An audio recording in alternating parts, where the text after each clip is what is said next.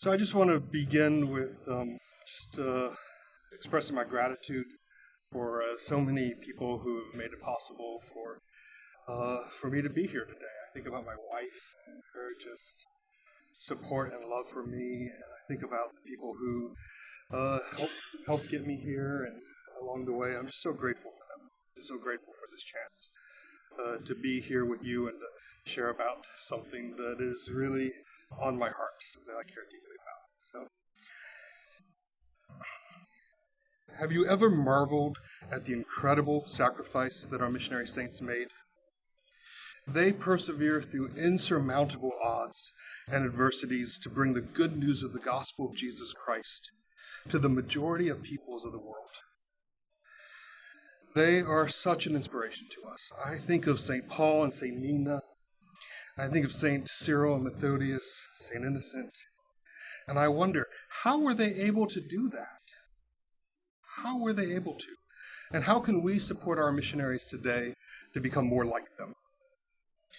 These questions grabbed hold of me in 2007 when I began working at the Orthodox Christian Mission Center. And in 2010, they led me to study marriage and family therapy, where I was introduced to the concept of resiliency. I suspected that resiliency might be a keystone paradigm for missionary retention. So in 2014, I began a THM in missiology to research missionary resiliency. That same year, I also began raising support for a new position that I would fill at OCAMPR, a very part-time basis, coordinating our missionary care. This past January, I began my literature review and to learn what others were thinking about missionary resiliency. So as I sought to organize that collective wisdom, it seemed to me that there was a model that was forming. And so at the end of this month, I'll begin my research by I just got the email from IRB last night that I'm 2 things that I'm approved, so it's great. So, thank you.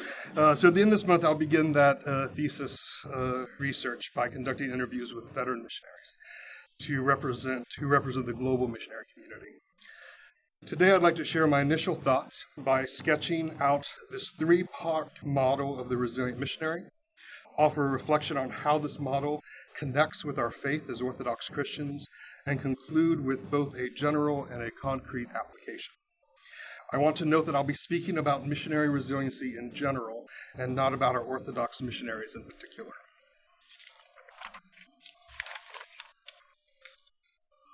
As an introduction, the model of the resilient missionary has 3 parts. First, missionaries receive adversity. Second, this adversity is responded to by the missionary themselves, by their family and team, and by their organization and church in ways that can promote resiliency. Finally, the experience of adversity impacts the missionary's identity and schema. When the response promotes resiliency, the outcome can be a movement from an identity as a victim who is hurting, to a survivor who is healing, to a celebrant who is helping others heal. We'll explore each of these parts in more detail.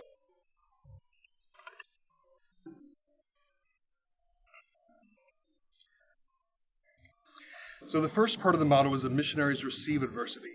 While the specific circumstances and the severity of those experiences will be unique to each missionary, all missionaries will experience adversity at some level and at some point in their career. 2 of the matriarchs of the missionary care world, Dr. Lois Dodds and Dr. Larry May Gardner, in their research found that the average level of strength for a missionary was 600% higher than the average American. That's what this chart is.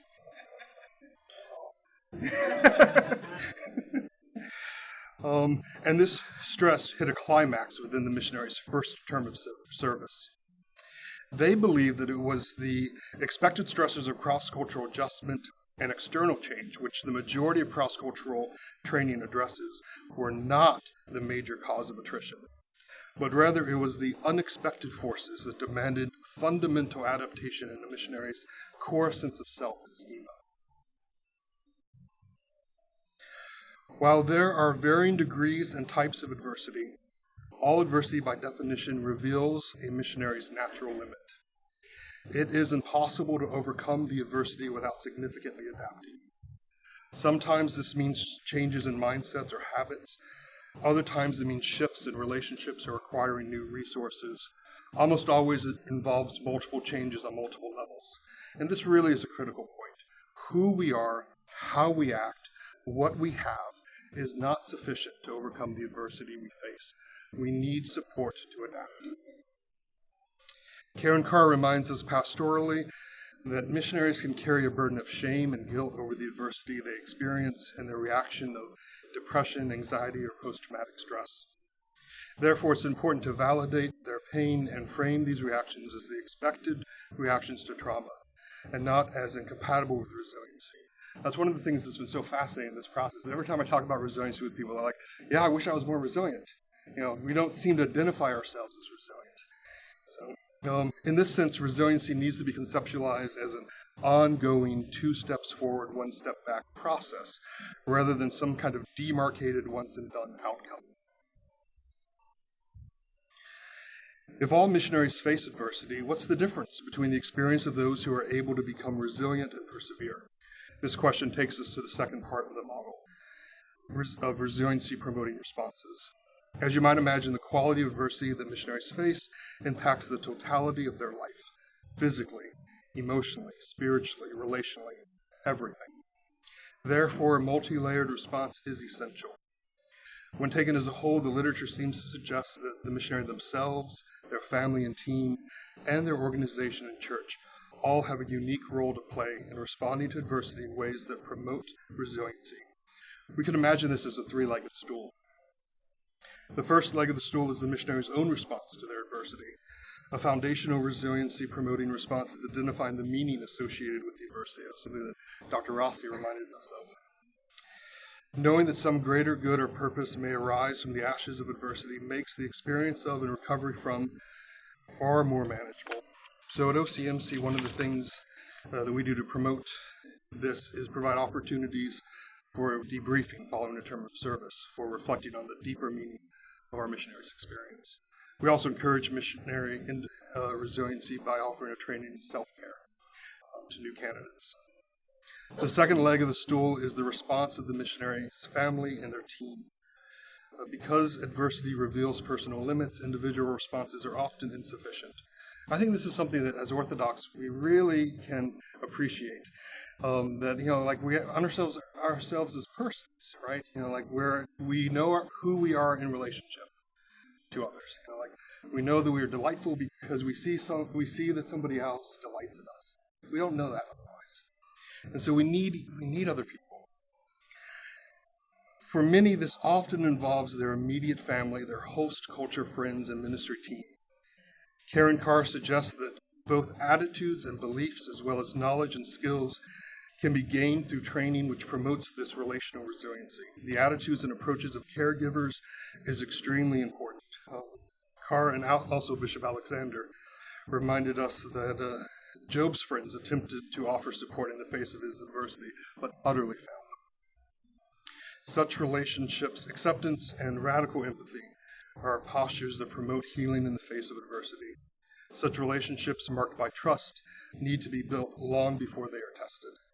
So at OCMC, we offer training to new candidates on gathering together a personal advocacy team, people who they can share the joys and the griefs of ministry with. And we also offer times to kind of regularly connect, to offer encouragement, empathy, and prayer. The third leg of the stool is the response of the missionaries' organization and church. The plans and policies and procedures, as well as the organizational culture of sending and receiving agencies and bodies, have a direct impact on a missionary's experience of adversity and their capacity to respond. Furthermore, sending parishes can play a vital role in supporting missionary well-being and resiliency. So I'm looking forward to promoting this kind of organizational resiliency by offering trainings, especially in our local parishes, hopefully starting next year, on how parishes can really be involved in caring for our missionaries. So to summarize, the resilient missionary can be conceptualized as standing on a 3-legged stool. One leg is their personal response and habit and mindset. The second leg is the accepting and nurturing response of their team and family. The third leg is the supportive response of their organization and church. So we can now turn to the third part of the model, which explores possible outcomes. A missionary's sense of self and schema are impacted by the adversity they face. I believe that if the resiliency promoting responses are insufficient, they may remain with a sense of an identity as a victim who is hurting. But if the resiliency promoting responses have been sufficient, they may grow to develop an identity as a survivor who is healing.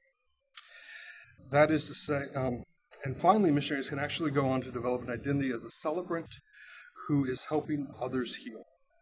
That is to say, it's possible to bounce back from adversity, changed for the better. Dr. Justine Allen Chapman, in her work in Resilient Pastors, suggests that adversity actually creates the context for altruism. She argues that altruism is unlikely without first facing adversity. So in personal correspondence she shared with me, from adversity to altruism was my original bit in my doctorate. People who had had very troubling backgrounds spoke about healing through helping. And so I looked at that and saw that there was this process in that, and in the biblical material as well. So often we seem to stop at the encounter with God when we read people's stories. But people like Moses encounter and then go on to help or to take up pastoral responsibility. And they find their previous circumstances are used by God. It's sanctification, not just salvation, a continuing maturing, which involves becoming more whole. In summary, this model of the resilient missionary suggests that as missionaries experience their personal response and the response of their family and team and agency to their adversity in ways that are proportional and promote resiliency, they are able to move from an identity of victim who is hurting to survivor who is healing to celebrant who is helping others heal. As a way of illustration, I can find no missionary saint who did not face significant adversity and some type of adequate support. So having sketched the model of the resilient missionary, I'd like to turn now to reflecting on this model from our shared faith as Orthodox Christians. While I have not been formally trained in Orthodox theology, I have been profoundly formed by our services and sacraments of our Holy Church. So as I've reflected on this model of the resilient missionary, I've come to see a parallel to our sacramental and spiritual life. And I suspect that there is a sacramental dynamic to resiliency that is a path to our sanctification through participation in the divine life and mission of the triune God. That's a really packed sentence. I'm going to read that one more time. I suspect that there is a sacramental and dynamic to resiliency, which is a path to our sanctification through participation in the divine life and mission of the triune God. This sacramental dynamic of resiliency is best illustrated through the Eucharist. In the Eucharist, we receive bread and wine. We offer bread and wine, and we receive something entirely different, the body and the blood of Christ. However, this dance of receiving and offering extends far beyond the liturgy. It begins not with our offering to God, but with God's offering to us. God gives to us water and salt, wheat and grapes, and even yeast floating aimlessly through the air. In these is the totality of creation offered to us. We receive these gifts, and through our effort, we turn them into something different, something new, something more, into bread and wine, which we offer back to God. And God receives our offering of bread and wine, and again offers something different, something new, something more back to us, the body and the blood of Christ. He uses our humble gift to offer us himself. We receive Christ as the very source of life, and we leave the liturgy. We journey into the world empowered to offer our lives back to God as we participate in his redemptive mission in our homes and in our offices, in our communities, and even to the very ends of the earth. This Eucharistic dance is allegorical to the model of the resilient missionary. Resiliency begins with the receiving of adversity. Next, the missionary, through their efforts and the efforts of those who support them, respond to that adversity in ways that promote resiliency. This response is an offering to God. God receives their offering and offers back to them something entirely different, a capacity for authenticity and altruism, which they in turn receive and offer back in a life lived for the sake of others. I believe this is the essence of St. Paul's words to the Romans.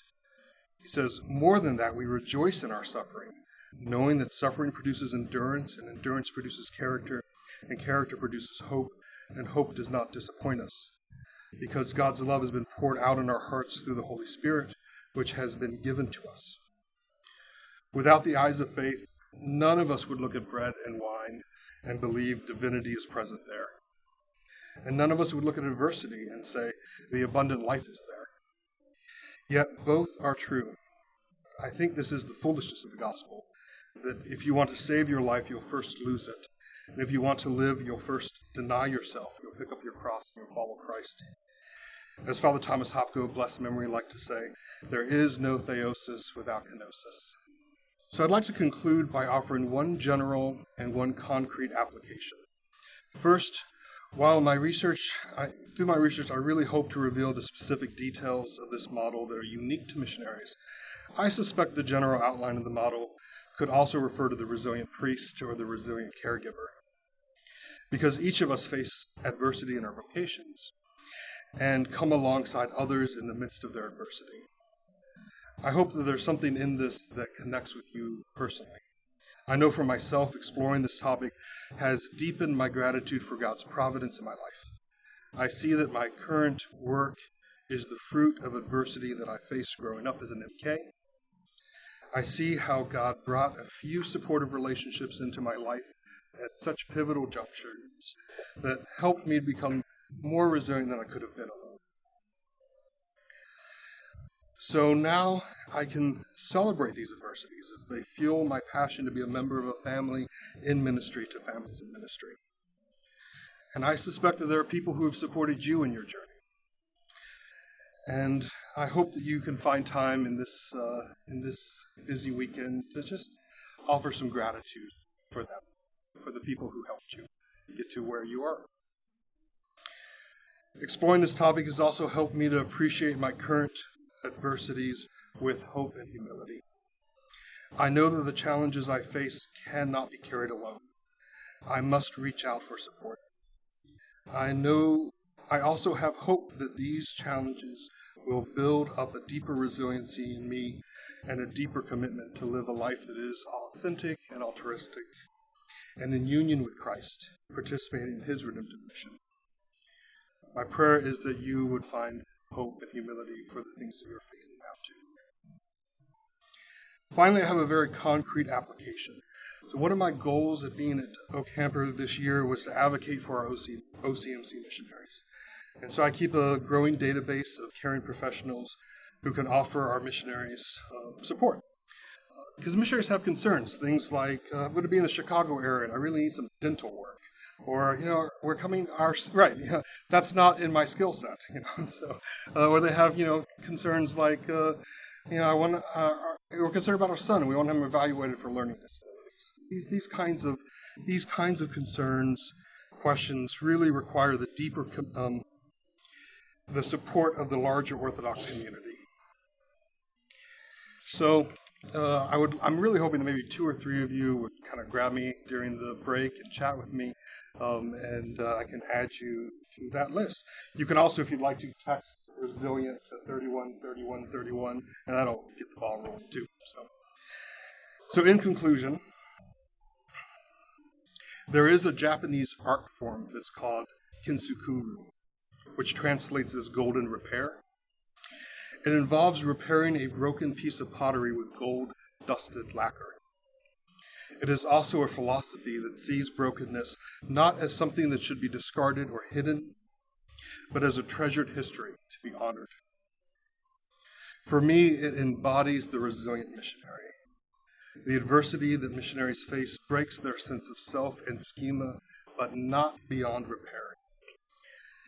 Through the golden love of God and of others, they are made whole, made resilient, made earthen vessels worthy of the eternal treasure of being united to Christ and participating in his redemptive mission. Thank you.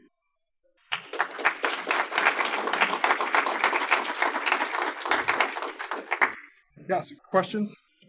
James Hargrave, missionary. I don't actually have questions, I have comments.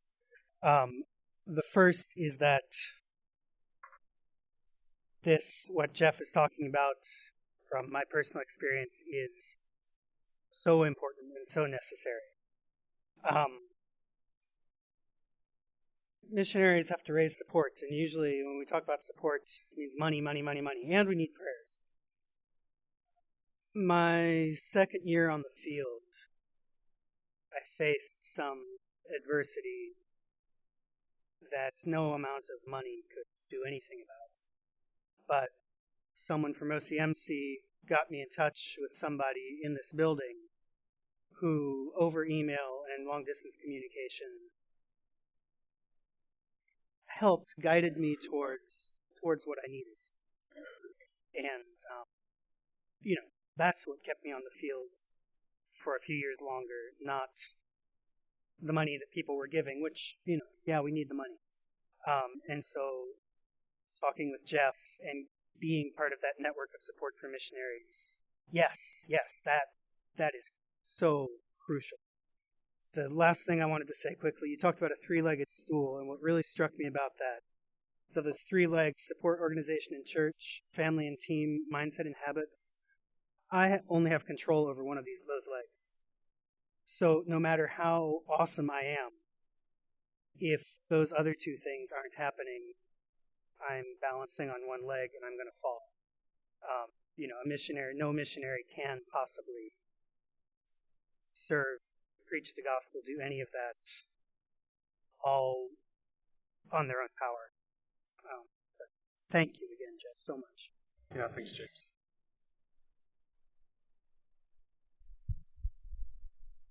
Thanks, Geoff. Resiliency is a big topic in the military.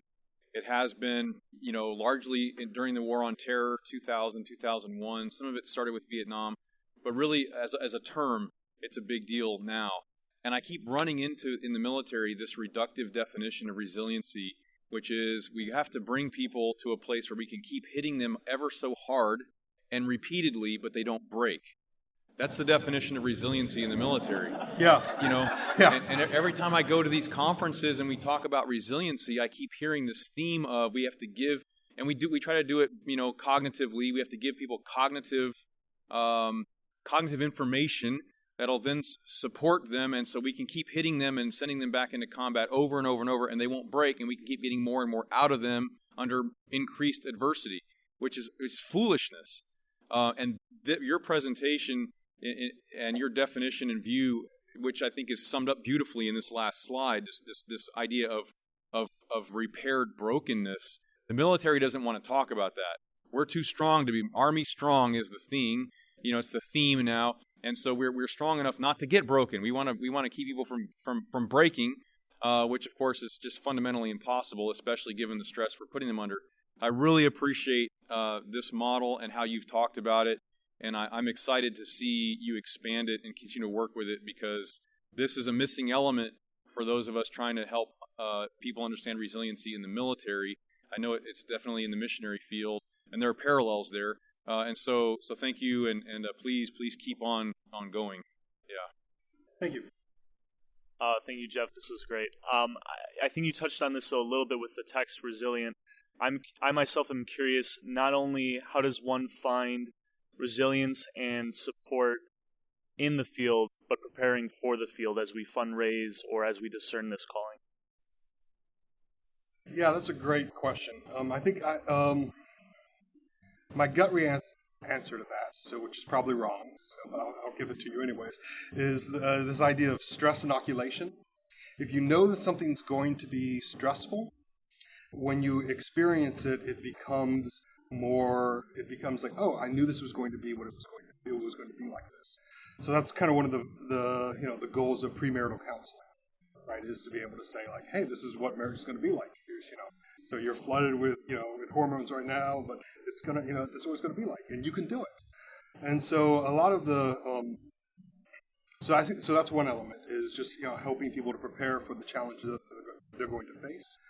Another element is, again, it's connecting people with their supporters, and with real support, with people who really are like advocating for them. So one of the things I did with this, I was given this presentation, and so I sent out a text to like the people who support us this morning. I was like, hey, I'm giving this presentation, pray for me. And a couple of people texted back, and that feels so good. Knowing that like right now there are people who are praying for me, and that, man, I can stand before you with them behind me in a way that I could never stand before you. And so I think that's a big piece of it. Yeah. So does that help? Okay, great. Yeah, thank you all.